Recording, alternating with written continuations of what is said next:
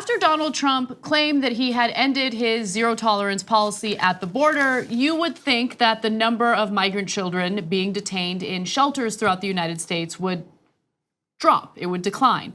But new reporting indicates that no, it's actually exploded in recent months. And the New York Times looked into the numbers and they're pretty devastating. So population levels at federally contracted shelters for migrant children have quietly shot up more than fivefold since last summer, reaching a total of 12,800 this month. There were 2,400 such children in custody in May of 2017. Now, Trump, as far as we know, did stop the zero tolerance policy where he was separating migrant children from their parents.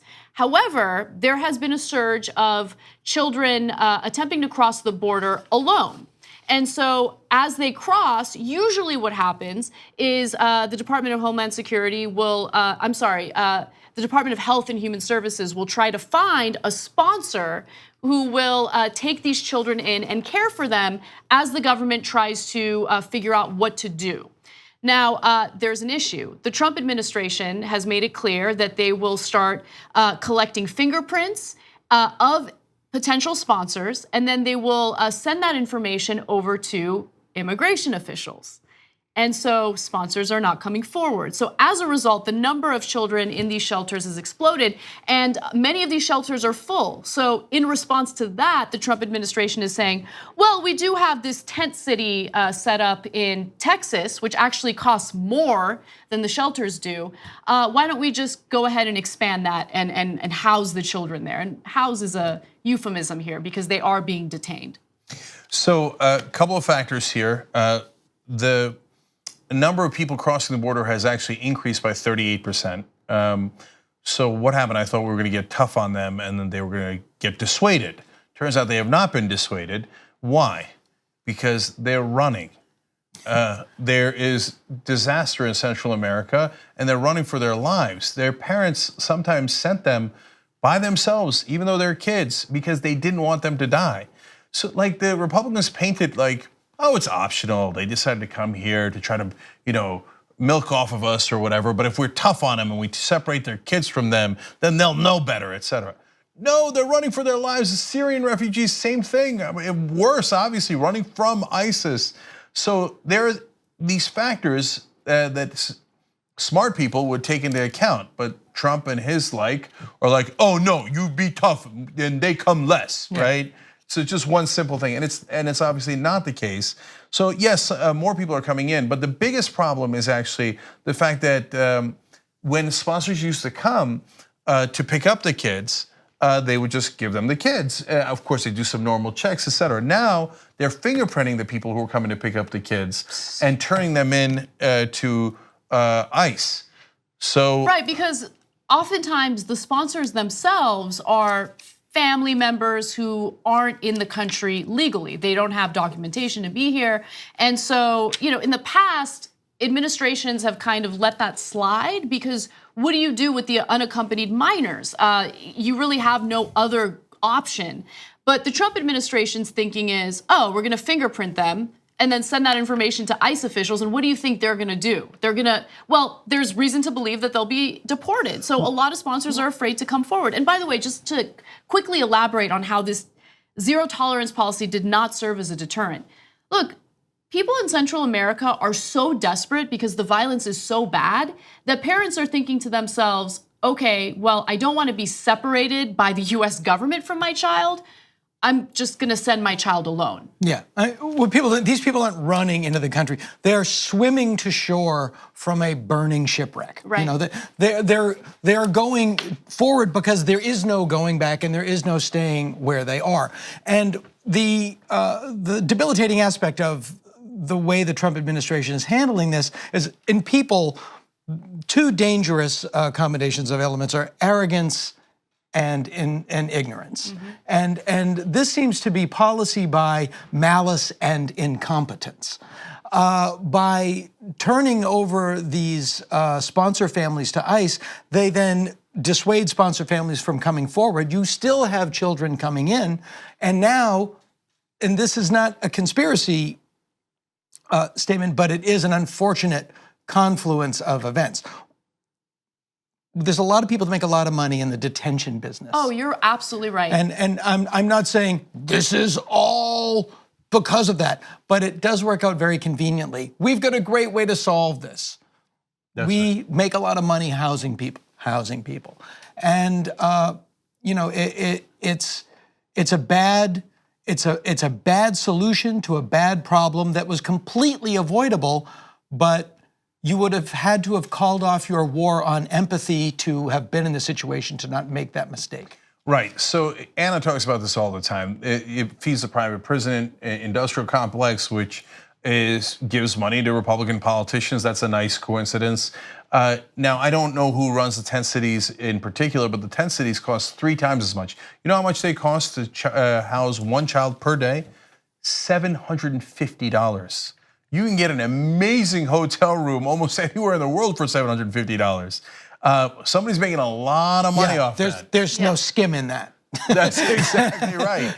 And so this is, in a lot of ways, crony capitalism, where they're making money off of this. So you think logically, well, wait, if you're going to try to scare the sponsors away from picking up the kids, then nobody's going to pick up the kids, and we're not going to be able to house the kids. Well, you're thinking rationally as a U.S. taxpayer. They're thinking, that's right. Then you'll have to use facilities that cost 3 times as much. Right. And all of our facilities will be full, et cetera. Again, Dana's right. That's not the only consideration here. But unfortunately, it is a part of the consideration, which then leads to something that we consider to be a huge problem, but some people consider to be the solution because it makes them money. It lessens the imperative to change the policy and solve the problem.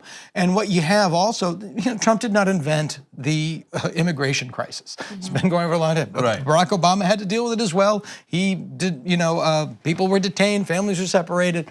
But on a microcosmic level compared to what you're dealing with today. But what we've not done is put in a modicum of empathy. Why are we having this problem, and why don't we try to address the source of why these people can't stay in Central America? And while that's not our problem to solve, we are affected by it in a way that it cannot be, we're not going to punish our way out of this problem. Well, so Dana, that's actually such a great point, because if we chose to, we might be able to, and I'll tell you what I mean by that. 2 things as quickly as I can. One is the war on drugs. If we stopped the war on drugs, you wouldn't have anywhere near as much criminality and gangs in Central America as you do, because they profit off of selling marijuana, et cetera. So we actually could affect it. Every time there's prohibition, there's massive gangs that come along. Al Capone, the Chicago gangs when we prohibited alcohol, et cetera. So that's one thing we can do to actually make things better, not just for the people that live down there, but that would also help our immigration problem here in America. The second thing we could do is, look, after World War I, we decided we're going to punish the Germans for being in a war against us and oppress them. That didn't work out well. It led to something called World War II and the Holocaust, okay? After World War II, we adjusted. And what did we do? We did the Marshall Plan, where we helped our former enemies, the Germans and the Japanese, and turned them into our top allies. We know what to do, right? We're just choosing not to do it. When it comes to the whole empathy thing, I think that our politicians and some people in the country lack empathy when it comes to these immigrants, because they serve as a very convenient scapegoat, right? Pay attention to them. They're the ones who are taking away your resources, your opportunities. It's not, those in positions of power. It's the others. It's the others. Focus on them. It's a way of deflecting and using, the most disadvantaged, powerless people as the scapegoat. So there's a strain of jock conservatism. That views empathy as a weakness. And it's not that they don't have it. It's that they know what it is. They eschew it. They look at it as a weakness, and that's just an aspect of toxic masculinity. That it's an evolutionary hangover, and I don't know how we grow out of it, but it's certainly toxic and hasn't led to any benefit that I can point to. Yeah, and the second thing I just wanted to quickly say is you're right, Cenk, because we always try to do something about the symptoms of a bigger problem. And the bigger problem is, of course, the violence in Central America. Why are they leaving their country and trying to come here? It's because of that violence. It's because of that gang activity. First off, how do you think MS-13 formed? Did it form in El Salvador out of nowhere? No, these were gangs that formed here in the United States, and then these people were then deported to El Salvador, and then that gang activity spread. And also another thing that keeps fueling this violence is, the drug activity, which is, of course, pushed by our drug policies, our prohibitions on drugs. So it's something that we need to look into. Like, what is the bigger problem? Let's solve that rather than trying to deal with the symptoms of it. Yeah, well, look, they force me to call it what it is, right? Their worldview is not that bright. It's just pretty stupid. So that they will look at what's happening with MS-13 and immigration, and they'll say, oh, it's the Latinos. It's based on race. But when we prohibited alcohol, it was the Italians, the Irish, the Jews. So okay, now are we lumping them all? But everybody else is fine. When there's prohibition in Asia, then it's the Asians that become criminals because prohibition doesn't work. It's so unbelievably stupid to think that factor is what's doing it. It's actually the normal forces that go into play when you have socioeconomic, political conditions, et cetera. So now, part of the reason I brought up the Marshall Plan is because right now, the Trump administration is taking money away from foreign aid. So there's $3 billion that was allocated by Congress, by law, they have to spend, and they won't spend it. And they're taking away hundreds of millions of dollars at a time. They already took it away from Palestinian schools and hospitals. I bet that won't radicalize anyone. Brilliant move. Oh, we punished them. Oh yeah, that's really smart. Took away money from helping victims in Syria and to help stabilize Syria. I can't imagine how that would help, but because in their simple minds, they think those are bad guys, we're good guys, we're not gonna give them money. Now they have decided to give Mexico $20 million. Yeah, so Trump is taking this foreign aid money and then basically funneling it to Mexico on the condition that Mexico help us prevent people from entering the United States. So it's being, characterized as Mexico deportations, but it's really about Mexico preventing Central Americans from coming into the United States to begin with. So let me just be clear. Trump, who claimed that Mexico was gonna pay us to build a wall, is now diverting money from other causes, putting it into, funneling it to Mexico so they do the work for us. So just be aware of that. That's your taxpayer money at work. It's a sad reactionary policy that doesn't make any logical sense and is therefore, unfortunately, innately American. Yeah, so last thing on this, that money was supposed to help give foreign assistance to Mexico, and that would have been more Marshall Plan-esque, so they decided, no, that makes too much sense.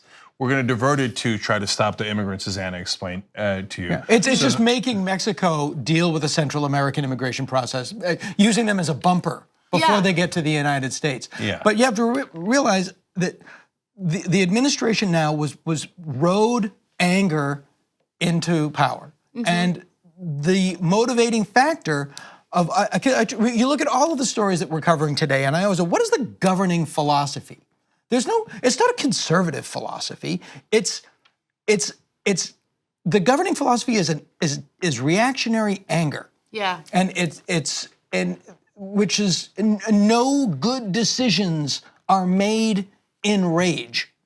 Yeah. And that is the only logical strain that goes through every single one of these stories, because the people in power know that it sells. Yeah, I saw a bumper sticker the other day that was left over from the 2016 election, and it said something along the lines of Meteor 2016, just ended already, okay? Yeah. And that's kind of what we got, and it was that kind of nuclear anger that led to Donald Trump, and the wall is just a symbol of that. Like, keep out everyone else. I'm so afraid. Does the wall work? Nah. Is Mexico going to pay for it? No. Now we're paying Mexico, right? But none of it matters. Just the other day, they did appropriate $1.6 billion towards the wall. Trump in his speech is like, we got $3.2 billion. So why do you have to double it? Of course he's going to inflate the numbers. Why do you have to lie for no reason? But it doesn't matter. To all of your points, all they care about is the anger. Everything else is irrelevant. Yes. They put up 14 miles worth of fencing in San Diego, to be fair, and 20 miles of fencing in New Mexico. Okay. That was worth over $1 billion taxpayer money. We don't have money for social safety net programs to help our hungry children, but this we have a fence we have money for. Yeah, they didn't really want the wall. They wanted the rage. Yeah. And that's what they got. The TYT Plus app is now available on iOS and Android. Download to get more TYT content at tyt.com/app.